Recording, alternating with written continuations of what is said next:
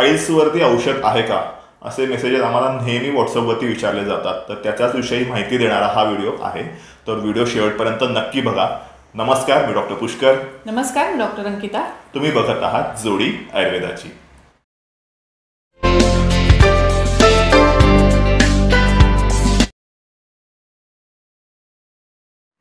पाईल्सवर औषध आहे का हा प्रश्न विचारताना सगळ्यात पहिल्यांदा तुम्हाला खरंच पाईल्सचा त्रास आहे का, तुम्हाला फिशर आहे का, फिस्टुला आहे, हे मात्र जाणून घेणं गरजेचं आहे. कारण पाईल्सचं दुखणं जसं तुम्हाला वाटतं की शौचाला गेल्यानंतर तिथे दुखणं, रक्त पडणं, ही लक्षणं फिशर म्हणजे ती संडासच्या जागेला कात्रा पडणं या आजारामध्ये सुद्धा दिसतात. आणि त्या ठिकाणी एखादी छोटीशी पुरळ फोड येऊन त्याच्यातनं पस येणं हे लक्षण फिस्टुलामध्ये दिसतं. त्यामुळे लक्षणं साधारण तिन्ही आजारांची सारखीच आहेत, फिशर, पाईल्स आणि फिस्टुलाची.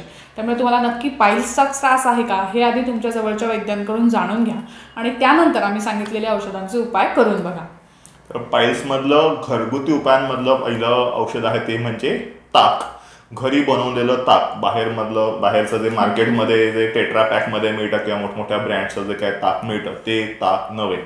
घरी बनवलेलं जे काही ताक असतं म्हणजे आता ताक कसं बनवतात इथपासून जर का सुरुवात करायची झाली तर दुधाचं दह्यापासून घुसळून व्यवस्थित त्याच्यावरती लोणी येतं ते म्हणजे ताक. लोणी सेपरेट करून जे लिक्विड मिळतं त्याला ताक म्हणतात.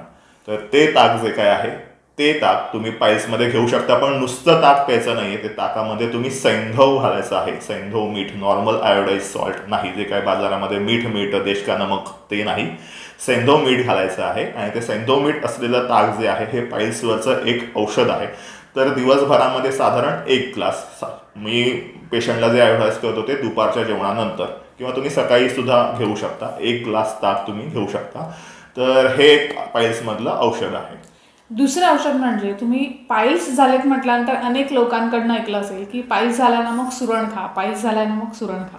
तर सुरणाची भाजी पाईल्समध्ये आम्ही प्रत्येक पेशंटला सांगतो की सुरणाची भाजी खायला पाहिजे. सुरणाचे कापसुद्धा काही ठिकाणी केले जातात, ते सुद्धा खाल्ले पाहिजेत. पण आता तुम्ही म्हणाल की सुरणाची भाजी काय आम्ही रोज करून खाऊ शकत नाही, रोज कोण सुरणाची भाजी किंवा सुरणाचे काप करत नाही.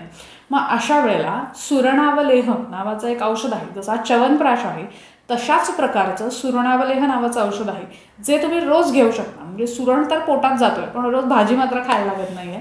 त्यामुळे सुरणावलेह सुद्धा तुम्ही रोज खाल्ला तर त्यामुळे तुमचा जो काय पाईल्सचा त्रास आहे, बऱ्याचदा ते पाईल्सचं दुखणं असतं म्हणजे फार काही त्रास होत नाही आहे पण अधनमधनं कधीतरी ते दुखतं. अशा वेळेला सुरणावलेह खूप चांगलं काम करतो. त्यामुळे सुरणावलेह हे एक चांगलं पाईल्सवरचं औषध आहे. सुरणावलेह जर का तुम्हाला ऑर्डर करायचा असेल तर तुम्ही आमच्या व्हॉट्सअप क्रमांकावरती आम्हाला संपर्क करू शकता. आम्ही आमच्याकडून तुम्हाला तो घरपोच प्रोव्हाइड करू शकतो. तर फक्त ताक पिणं किंवा सुरणावलेह खाणं म्हणजे पाईल्स पूर्णपणे बरं होणं आहे का, तर असं नाही आहे. पाईल्सच्या वेगवेगळ्या कंडिशन असतात. बऱ्याचदा ते ब्लिडिंग होत असतं, पेन होत असतं, त्या जागेची आग होत असते किंवा कॉन्स्टिपेशन झालेलं असतं. तर ह्याच्यासाठी तुम्हाला तुमच्या जवळच्या वैद्यांना दाखवून व्यवस्थित ट्रीटमेंट घेणं आवश्यक आहे. ती ट्रीटमेंट घेतली तरच तो त्रास कमी होतो.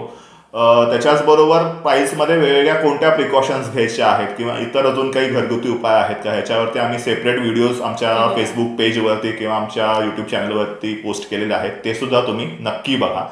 तसंच हा व्हिडिओ तुम्हाला कसा वाटला हे आम्हाला खाली कमेंट बॉक्समध्ये लिहून कळवा. जर का व्हिडिओ आवडला असेल आमच्या फेसबुक पेजला लाईक करा आणि यूट्यूब चॅनलला सबस्क्राईब करा. धन्यवाद.